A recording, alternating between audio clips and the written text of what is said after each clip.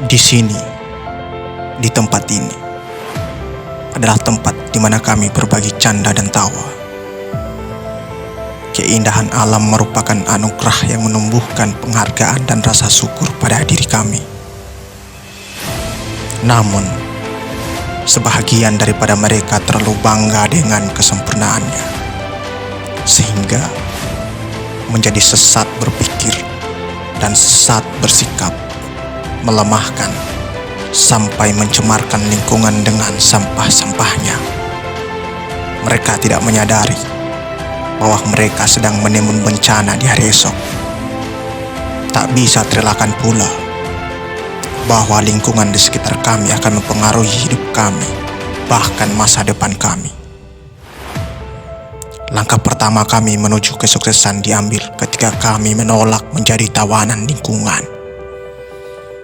Karena lingkungan merupakan bagian daripada masa depan kami.